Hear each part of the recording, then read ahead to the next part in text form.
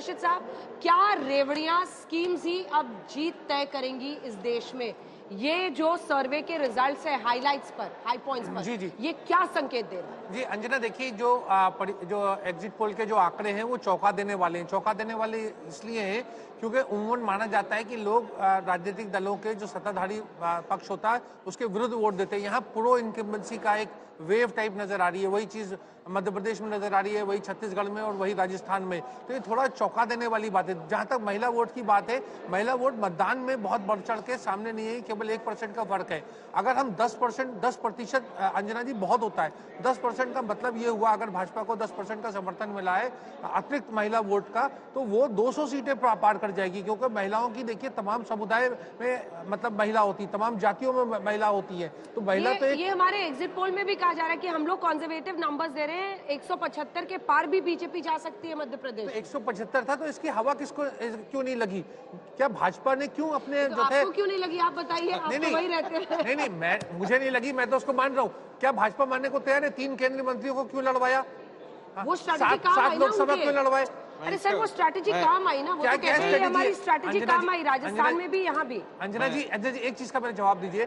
केंद्रीय मंत्री क्या मध्य प्रदेश में विधायक बनने गए हैं अगले 5 साल के लिए? 3 केंद्रीय मंत्री, मैं बता रहा हूँ, इसका जवाब दीजिए आप। तो 7 लोकसभा सदस्य। क्यों मंत्री विधायक नहीं बन सकता? आप बीजेपी को समझ नहीं पाए क्या? अंजना जी, मुझे लगता है राशिद साहब आपको थोड़ा सा बीजेपी को समझ मंत्री हो, सांसद हो, आप सोचिए राजवर्धन सिंह राठौर से लेकर दिया सिंह से लेकर जितने भी वहां पर है, सारे सांसद ही अपने आप को स्टार समझते हैं, लेकिन सबको बोला गया जाइए और विधायकी का चुनाव वहां पर लड़िए। ये उन्होंने स्ट्रैटेजी अपनाई है। कैलाश विजयवर्गीय का दर्द भी छलका था। कैलाश विजयवर्गीय ने खुल के कहा कि मैं ये छोटा चुनाव में नहीं लड़ूंगा। सारे मुख्यमंत्री पद के दावेदार बन के गए थे। नहीं, आपने प्रचार में देखा होगा। ऐसा नहीं है। ये आपको लगता है कि कैलाश विजयवर्गीय सोच के गए हैं कि उनको सीएम बना दिया जाए? नहीं, हर आदमी की तोमर साहब भी यही सोच के गए हैं। बिल्कुल, सबको पता है कि हम में से कोई एक बनेगा। मजबूरी है, पार्टी डिसाइड करती है। दावेदारी सबकी रही है। दावेदारी तो सब करेंगे। छोटा सा जवाब। देखिए अंजना जी, उनमें से किसी की हिम्मत नहीं थी कि वो दावेदारी ठोक सके कि हम मध्य प्रदेश में जाकर के हम मुख्यमंत्री बनने जा रहे हैं। इस पर तो आलोक जी भी सहमत रहेंगे। मैं ने कहा कि आदिवासी मुख्यमंत्री होना चाहिए, देखिए पार्टी करेगी। आदिवासी में वही बने, ये कोई नहीं कहता है। लेकिन भारतीय जनता पार्टी ने इसलिए किया कि जब एक उन्होंने इच्छा जाहिर की, वो बता रहे हैं, वो भी एक सच्चाई है। सांसद जो होता है कम से कम 6-7 जो कॉन्स्टिट्यूएंसी होती है उसमें उसकी पकड़ होती है। तो एक व्यक्ति को, मिनिस्टर को या सांसद को यदि लड़वाती है भारतीय जनता पार्टी, तो उनको अकाउंटेबल भी बना रही है। प्रोफेसर हैं, आप लेक्चरर बनना चाहेंगे क्या? आप प्रोफेसर हैं, आप लेक्चरर बनना चाहेंगे? सर, ये कोई हायरार्की नहीं होती है राजनीति में, नहीं होती है। फिर मैं वही कह रहा हूँ, प्रोफेसर की हायरार्की हम नीचे से ऊपर चढ़ करके जाते हैं, वो हमारा एक पोजिशनिंग होता है। कोई डायरेक्टर से जाकर के नीचे नहीं आकर के चपरासी बन जाता है। लेकिन राजनीति में ये नहीं होती है, राजनीति की वहां पर कोई हायरार्की नहीं होती है। इसलिए कोई यदि स्ट्रेटजी से पार्टी यदि तय करती है कि हमारा सांसद या हमारा मंत्री जाकर के वहां पर करेगा तो लड़ेगा। दिया सिंह के लिए सांसद बने रहना ज्यादा लाभदायक है या विधायक बनकर मंत्री चुना जाना अगर बीजेपी की सरकार बनती है? बिल्कुल, क्योंकि तो फिर हायरार्की कैसे आ गई? वो केंद्र में मंत्री नहीं बनी है दिया कुमारी जी। वो देखिए, अगर आप नरेंद्र सिंह तोमर है ना कि उनको हो सकता है कोई मंत्रालय मिल जाए अगर बीजेपी की सरकार। ऐसे बहुत सारे लोग हैं जो चाहते हैं कि 3 मंत्रियों की चिंता है आपको जो आए हैं। चिंता नहीं है, मैं तो एक पॉलिटिकल प्रोसेस को बता रहा हूँ। ठीक है, अब इस पर आते हैं आलोक जी की कांग्रेस की गारंटी, जो 5 गारंटीज आपने दी मध्य प्रदेश में, 7 गारंटीज राजस्थान में।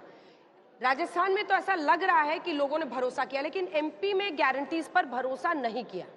इसकी वजह क्या हो सकती है? क्योंकि ऐसे ही इतना पैसा वो देंगे, हम 3,000 रुपए औरतों को देंगे, ये वहां पर कमलनाथ जी ने भी कहा था। देखिए, मुझे लगता है कि रिजल्ट जब 3 तारीख को आ जाएगा तो किसकी गारंटी पर भरोसा हुआ, किसकी पे नहीं हुआ, तब तो उसके ऊपर हम बहस कर सकते हैं। हाँ। लेकिन जो अभी बात चल रही थी डिस्कशन यहाँ आज तक के स्टूडियो में कि हवा नहीं लगी, अरे भाई हवा होगी तभी ना लगेगी किसी को। बीजेपी की हवा होती तो किसी को लगती। बीजेपी वाले तो खुद ही चौंके हुए हैं कि आज तक ने कौन सा सर्वे चलवा दिया है। और हमने सुना है कि राजस्थान के नतीजे से कांग्रेस वाले चौंके हुए हैं। नहीं, ऐसा नहीं है। अरे गहलोत साहब खुद ही कह रहे थे कि वहाँ पे पोलराइजेशन हो गया। हम भी थोड़े से चौंके आपकी हंसी भी कुछ कह रही है आलोक जी। हाँ, थोड़े से कम दिखाए हैं आप लोगों ने। हम 120 भी पार कर सकते हैं 120 राजस्थान में, ऐसा लगता है मुझे। हाँ। दूसरा, अभी संगीत जी ने कहा कि पोलराइजेशन ही इनका विकेट है और इसीलिए बीजेपी जो है पोलराइजेशन के विकेट पर खेलती है। देखिए, जहां तक मध्य प्रदेश की बात है अंजना जी, 2-3 आंकड़ों जो हैं वो बड़े चौंकाने वाले हैं। जैसे भोपाल रीजन में दिखाया गया कि वहां पर 9% वोट बीजेपी का ज्यादा है, लेकिन 2% सीट ज्यादा है कांग्रेस की। तो कहीं ना कहीं सवालिया निशान लगते हैं, चाहे वो वेस्ट बंगाल से कंपेयर कर लीजिए, लेकिन फिर भी ठीक है, एग्जिट पोल हैं। अभी एग्जिट पोल तो बहुत बार गलत भी हुए हैं, बहुत बार सही भी हुए हैं, 2 दिन की बात और है। लेकिन चाहे मध्य प्रदेश बीजेपी जीत भी जाए किसी कारण से, चाहे कह रहा हूं मैं, जीतेगी नहीं, तो इसका मतलब पूरी तरह से मोदी जी तो नकार दिए गए। मोदी जी का चेहरा पूरी तरह से फुस कर दिया जनता ने। अगर मोदी जी का चेहरा चलता तो राजस्थान और छत्तीसगढ़ में ज्यादा चलना चाहिए, जहां पर बीजेपी वाले चिल्ला चिल्ला के कह रहे थे। मैं बताता हूं, उसका कारण है कि वहां पर बीजेपी वाले चिल्ला चिल्ला के कह रहे थे कि एंटी इनकम्बेंसी बहुत ज्यादा है, और मोदी जी ने जिस तरह से, मोदी जी से आप लोगों को इतना ज्यादा या तो लगाव है या कुंठा है उनके खिलाफ? कुंठा नहीं है, कोई कुंठा नहीं। मतलब मोदी प्रधानमंत्री के बारे में बात करना लगाव या कुंठा है? सीएम कैंडिडेट तो एमपी में भी नहीं बोला। अब हम राहुल गांधी पे बताते हैं आपको, मोदी जी ने तमाम कितने दिन बिताए थे राहुल गांधी ने, बताइए। अंजना जी, मंदसौर के इलाके से हम पूछ रहे भारत जोड़ो, अरे आपका सेंसिटिव स्पॉट है अंजना जी, मैं फिर कहूंगा, मोदी जी ने हर जगह पर जाकर कहा मेरा चेहरा है, मेरी गारंटी है, और अगर हारते हैं तो फिर कौन हारेगा? हारेंगे नड्डा जी और जीतेंगे तो मोदी जी। अरे तो एमपी में भी तो दीजिएगा ना श्रेय, एमपी में बोलिएगा वहां पे नहीं जीते, वहां आपको शिवाजी भैया अच्छे लगने लगे। मोदी जी के नाम पर ही जीत रहे हैं, मामा जी पसंद आ गए। नहीं, मोदी जी के ही नाम पर अगर जीत रहे हैं तो सबसे पहले छत्तीसगढ़ और राजस्थान में जीतने चाहिए, जहाँ एंटी इनकम्बेंसी ज्यादा है। देखिए, बात में तो वजन है। अच्छा, आपको वजन दिख रहा है, पूरी तरह से सबकी दलील सुन लेंगे। एक सेकंड देखिए, विनोद जी, जो अभी अब एक गाना हिंदी फिल्म का, आप मुझे अच्छे लगने लगे, तो वो मामा आपको अच्छे लगने लगे, वो अलग बात है।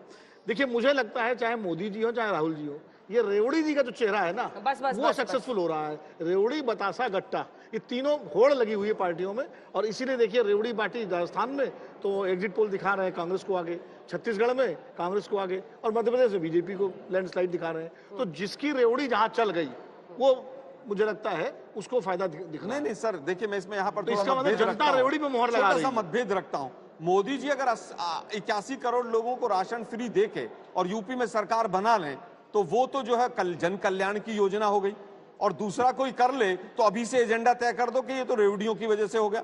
रेवड़ी बांटने में सबसे आगे, और कहीं अगर रेवड़ी ही परिभाषा है तो बीजेपी सबसे आगे।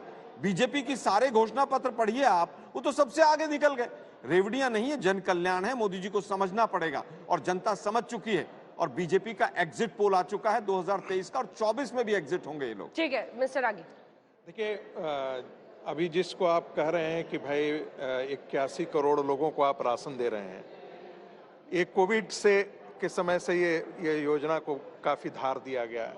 यदि उस समय यही कांग्रेस कह रही थी कि भाई इनको मुफ्त का राशन दिया जाना चाहिए, इनको मुफ्त में गैस वगैरह, गैस सिलेंडर देना चाहिए, और पैसे भी दिए जाने चाहिए, बिना काम के भी पैसे दिए जाने चाहिए, लेकिन दिए जाने चाहिए उनको घर चलाने के लिए। अब सरकार ने यदि ये सुरक्षित किया है, आपको याद होगा कि 1 साल पहले ये बात निकल करके आई थी कि सरकार इस स्कीम को डिसकंटिन्यू करने जा रही है, तो कांग्रेस पार्टी ने बजाबता इसके खिलाफ एक अभियान भी चला दिया और कहा कि भाई देखिए राशन एकाएक बंद करने जा रही सरकार।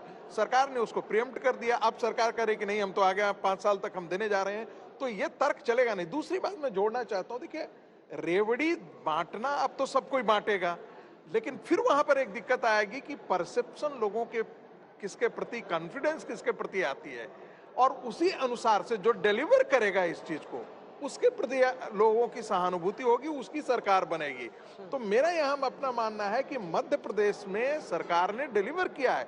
मध्य प्रदेश में गुड गवर्नेंस रहा है। कोई ऐसा नहीं कहा कि मध्य प्रदेश के अंदर बैड गवर्नेंस है या माल गवर्नेंस है जिसके कारण शिवराज सिंह के प्रति कोई बहुत बड़ी नफरत हो, ऐसा मुझे किसी ने आज तक कहते हुए नहीं बोला। ठीक है रशीद साहब, हमारे प्रोफेसर साहब का बड़ा दयालु स्वभाव है। देखिए वो कोई जो नेशनल क्राइम ब्यूरो की रिपोर्ट है जो क्राइम अगेंस्ट वुमेन, उसमें मैं कहूँगा छत्तीसगढ़ भी बहुत आगे है, मतलब राजस्थान भी बहुत आगे है, और मध्य प्रदेश 1 नंबर पे है।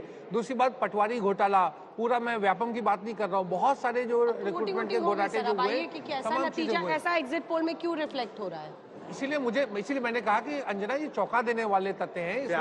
व्यापम पर बहुत बार मैंडेट मिल चुका जी। लोकसभा चुनाव के समय भी इस पर बात समझ गया कि आप कह रहे हैं कि भ्रष्टाचार कोई मुद्दा नहीं होता तो फिर नहीं, आप मैंने ये नहीं कहा। क्यों नहीं कर रहे नहीं हैं? बन ये रहा नहीं कहा, मैंने वरना ऐसा नहीं महादेव कहा। ऐप स्कैम जो है वो बघेल को परेशान करता। अंजना जी, मैं आपने आपकी बात से देखा सहमत हूँ, वही बात मैं कह रहा हूँ। एक बार छत्तीसगढ़ के नंबर्स दिखा दीजिए।